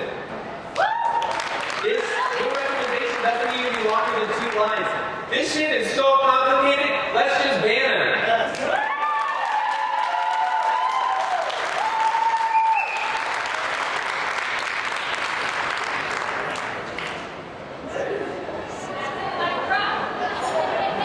I'm not going to say that. I mean, I'm angry too. But the fact is, I don't make the decisions. We bring the information. And we are not laundering, because here we are. Let's get your voice to be louder too. Let's use the prestige for your voice as well. Why do you think we're just highlighting one particular organization or 34 across the spectrum? The Sierra Club, Water Over Data, we talked about. You're representing you right now. We're going to bring it. I am representing you by having this meeting, man. And here I am. And I said we're going to have more. I'm not dodging any questions. No way. No, I am listening. We're listening to every word you say. And, I'm sorry I didn't feel that way. I guess my question would be, hello, my name is Allison. I have a question about the choice of right brain, left brain communications, because the only thing I could find on them is a LinkedIn page with about 3 followers that's been there for about 7 years. So I'm just curious. I asked a council member if they had ever seen this logo before in this company, and they said they hadn't. So I guess why was this the choice? Great choice, because we had a very limited budget. I knew about Natasha, I made the choice. That's what the choice was. Does Natasha have specifically, Natasha, she's a geographer. Have information about the data centers and how they propose the applications to be deceptive? She has experience with the energy sector, Green League, environmental issues, and coordinating discussions with people, which is what we have done. We have brought people together. Data center conversation. I think that's, it's kind of related, but it's really not. It's an emerging topic that there aren't necessarily. I want to hire the expert firm. Let's go to the next level. Let's spend some money on that.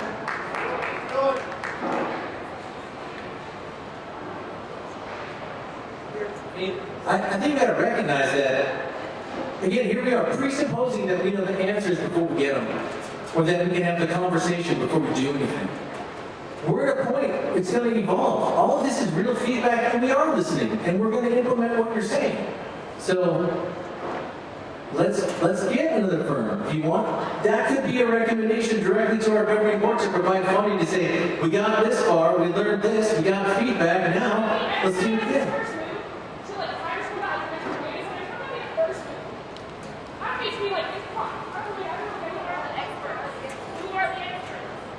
Exactly. Who are the experts?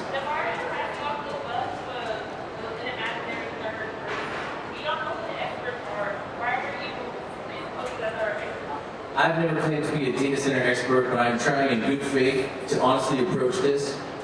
This is the best of our ability. I'm listening to what you're saying, and I think we can improve it. If I knew, we're trying to do some research on who are the experts, and we'll try to bring them in. You know, we talk to people like Western Resource Advocates. They have expertise. We interviewed them. We used their references on our website. Again, we are bringing information to bear. Now you have information that we can rip off of and make better. That's what the process is. Hi, my name is Bree. I have 3 questions that are non-reportable, so I'd love answers for those ones, but I would also say ditto to everything that's been said already. My first question is going to the data center's website on your guys' page. I can see the draft plan, I can see the draft themes. I do not see the survey with the methodology. Is there a plan to have the survey that was spoken about at the beginning of this, or the slides that were available at the beginning of this made available to the public online? The survey, you can take the survey online. Not the survey, but the study is not available on the data center website, where it has the draft themes and the draft. Like I say, we're in process, and we're going to have a draft report for next week. We're doing this as fast as we possibly can to bring the information to elevate the conversation. So the draft report is not available yet? The draft report is not drafted yet. Okay. And then my second follow-up question is, for folks that don't have access to internet, are you going to be bringing forward recommendations, especially when I think about the communities that don't have access to power, that don't have power outages lately? Are you going to bring a recommendation next week in that meeting that's coming out to say, hey, we heard from the community that we need to be getting Spanish-speaking feedback, etc. Are you able to bring that feedback to the people in charge of passing with this to say, hey, this is what the community is saying? We're recording this. We're going to take all the feedback we got tonight and make sure that it is attached to the report, so it's part of it and worked in. And I think a lot of good ideas have come up that we're going to try to recommend for next steps. And for folks that can't make the 2 p.m. meeting next week because it's during work hours, is there another way to provide public comment ahead of time? Absolutely. If you go to our website, you can provide input at TMRPA.org is a way to do it. You can actually attend the meeting virtually, and you can submit a digital public comment card and give your comments, you know, or come to the meeting in person. Okay, thank you very much. I got 2 over here, and then I'm going with that. So, and then anyone I miss along the way, we'll get you. You got your hand raised, we'll come to you. Hi, my name is Trista Gomez. I'm an Assembly District 30 candidate here in the Sparks. And I feel like it might be really helpful for people to understand the process, like what you do, who you report to, and then what can happen from there, and then who makes the final decision. So I don't know if you could maybe do that. That might clear up your role in this. The other question I have is, has there been any conversation logistically about moving this, kind of tabling it for now and letting it go to the legislative session so that these, concerns that are obviously very big from all of the population, is there a way to just table this, let it go to legislation, and have these made into laws, some kind of laws? I know that all of the development can't be in laws, but maybe some of the big items, water usage or power usage or what the responsibilities are or what they have to pay. Is there a way to table that until the legislative session? Thanks for that. I think to address who are our bosses, what is our mandate? We're created through state law, and we report to the Regional Planning Governing Board, which is made up of 4 elected officials from the city of Reno, 3 elected officials from 3 elected officials from the Washoe County Commission, and our charge is to coordinate land use planning among the 3 jurisdictions and what are called affected entities like the RTC, TMRPA. It's not to tell them what to do. It is to make sure that everyone is coordinated, talking, using a common set of information, making decisions together in alignment, and ultimately, we exist because a decision made in Reno, especially on a big project, could affect Sparks, could affect Washoe County.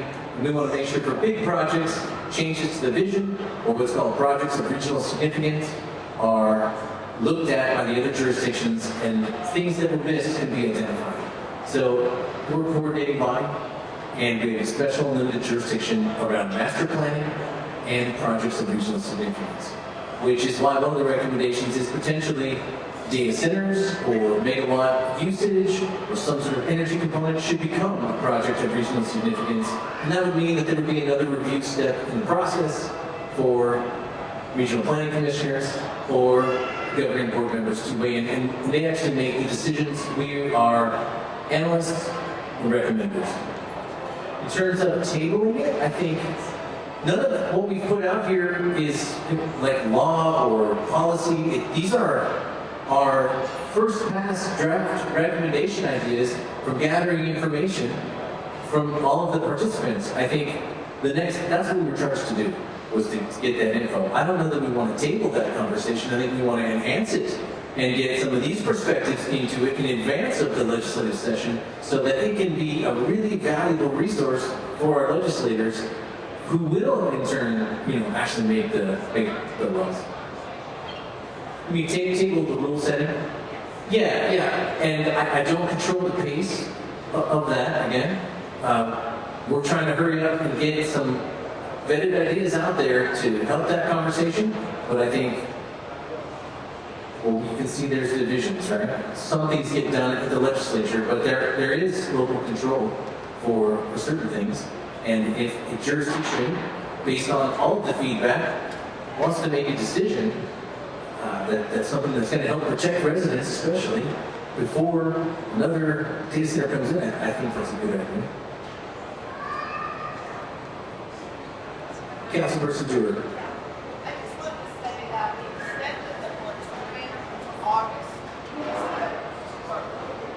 Here's a mic coming. We extended, I'm at the city of Reno.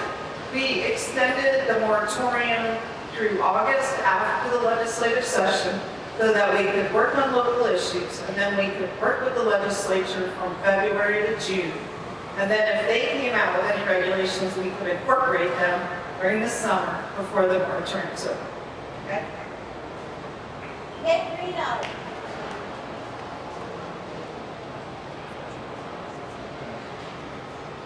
Okay, thank you. My name is Brandy Anderson. I'm also a council member for the Reno City Council. And I just wanted to first say I'm so grateful and so impressed that all of you are here tonight.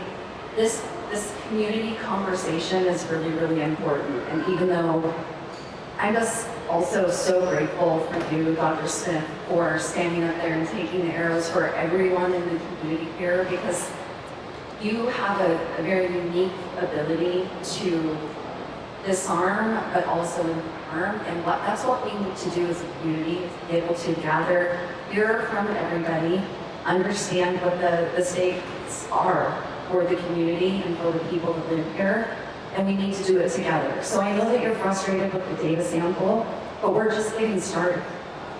Like Mrs. Dora just said, we have a moratorium in the city of Reno until a year from now, a year from August. So we've got this stakeholder process, all of your comments. Thank you for remembering that I had asked for all of our rolled up comments from the very engaging community meeting or city council meeting we had at the city to be included here. That we fully intend to take these recommendations or this report and share it with our legislature so that they know what you have been saying. And you don't have to continue to go through the process if you don't want to. If you want to keep going through it, do it. But if you want all of your comments rolled up, that is the intention of this process. And so, because you touch all three of the jurisdictions, you were the right person to do this, and because you inform the governing agencies that are going to be making these decisions. So I just wanted to thank you and thank you all, and maybe shed a little bit more clarity on how we're using these engagements moving forward. Coming over to the other side of the audience. Over here. Hi, I'm Barbara. I was looking at your thing and you had nuclear power up there for part of the power generation. For a nuclear power plant in Nevada where it's arid, it takes 60,000 gallons of water regularly. If we can't afford the water for the data centers, how can we afford the water for the nuclear power plant and then water for the data center? Great question. I'm not proposing nuclear power. I'm just saying that it's out there, it's coming. And we should get ahead of it with the proper regulations, and it could be no nuclear power. I mean, that could be valid, absolutely. Thank you so much. My name is Gami Enriquez, congressional candidate for 2028. I just want to say thank you for the work that you guys have done. I also, in particular, want to say thank you to the power of the people, because without the power of the people and pressure, I don't believe that we would be having this conversation right now. So with that being said, I just want to ask two questions as a matter of clarification. Because on the one hand, we do have digital colonialism. It's a real thing. But on the other hand, we do have data centers that are 100% ecologically friendly in Northwestern Europe, Scandinavia, for example. So my question is,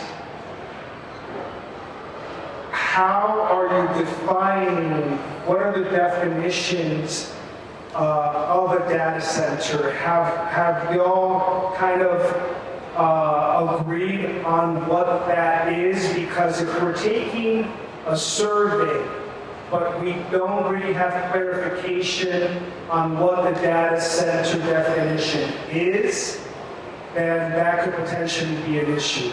Thank you so much.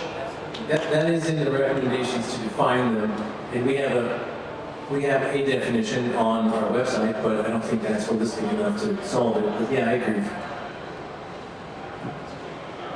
Hey there, folks. My name's Chris, and I live here in Reno, and I'm a climate scientist, and I'm pretty concerned where our planet is going. Some lions in Tokyo just died. They couldn't stand the heat. We have 90-degree temperature in the Arctic.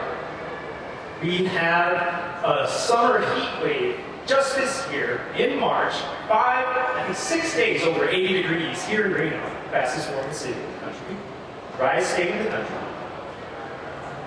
What is the purpose of adding more fossil fuel industries to our community that is going to exacerbate all these conditions globally? We have a monster super mega Godzilla El Nino growing in the Pacific. We have no idea what's going to happen. We have so many species that are at threat in our waterways, lands that are literally cooking alive. There are birds and parrots that are falling dead because where they roost is too hot.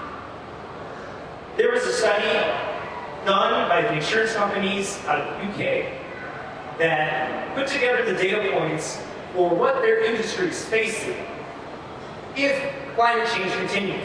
Their estimate was approximately 4 billion people dead by 2050. That's in 24 years. What kind of planet are we heading towards? So my question, what is the fucking point adding data center to this community?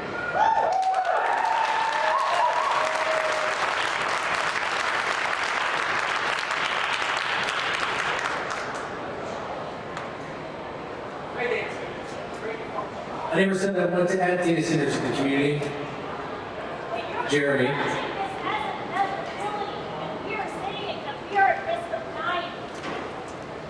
hear you. We're going to make sure that your voice is part of this. And I'm not the decision maker, but we'll make sure that your voice is part of it. I'm going to recommend everything you said.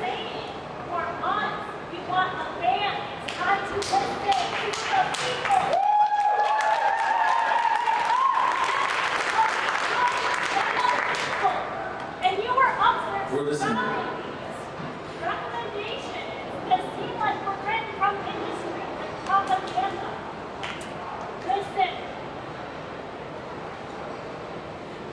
I promise you we're listening, and we're going to include it in there.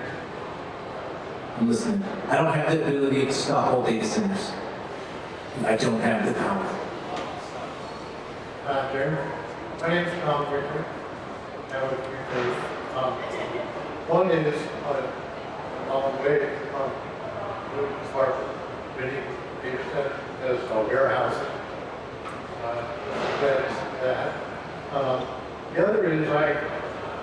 Kathy and this comment that not exacerbating climate change as an issue. We just don't allow it, period. Consequences are too severe, too catastrophic. So if anybody wants to come here and make a data center, they cannot cause increased climate change. They have to be neutral or decrease. Okay? So that means they have to bring clean energy. Another thing is like sustainability, like a lot of people do. That's a contested concept, different things to different people. But I'd like to put on your site how you define sustainability. Give an example of something you think is sustainable. So we all know how that concept, we understand it, but thank you.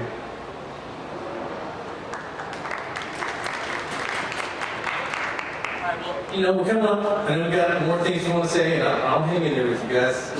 It's 8 o'clock. We scheduled this till 7:30, and I'm going to make sure that we have more opportunities to dig in more specifically, not on the broad thing. What we wanted to do today was show you what we got. And we wanted to hear your voice, and we hear it. And we're going to make sure it is represented. And I'm fine with just strengthening it to the degree I possibly can. Not trying to shy away from what I'm hearing today in any way. But I also think that, again, there are 520,000 people in Washoe County, right? How many people are here right now? This is a strong voice, it's a good voice, and it's the right thing that you're saying that we want to protect, right? But this is still not a lot of voices, okay? I'm just going to say that, it's honest, all right? But we're listening, and we're going to represent it in a strong way. I understand you don't care, but it's a reality. Yeah, exactly. They should be here as well, and that's what we're trying to get the word out. We're going to take your voice and make sure that it is the one that is propelled and uses the TMRPA prestige, which I heard that before, but I like it. And we're going to try to use that to make sure your voice is heard. I promise you that, okay? We'll keep the survey open for the next couple months. I mean, we want to gather as many pieces of information, as many responses as possible. No hurry to turn down the survey. And what we'll do as part of our recommendation to the governing board is we will say, we want to do more public engagement, and we're going to focus in on some of these themes more directly, and we're going to capture your sentiment and continue to report it back. Okay? Because we want to listen, we want to make sure your voice is heard. I do want to do everything I can to help with this situation. And I am not here in support of data centers. I'm here in support of orderly management of what is happening around us. And maybe we can stop it. Maybe we can just stop it. We can figure out how to do that. You know, I'm not saying that's not possible. I'm saying I just can't necessarily do it. But let's keep talking about how we do it. And I do want to say that it's 8 p.m. Let's shut it down for now. But let's get right back on it. Let's make it frequent. In the evenings, you guys can come and we can talk it out. That's my commitment.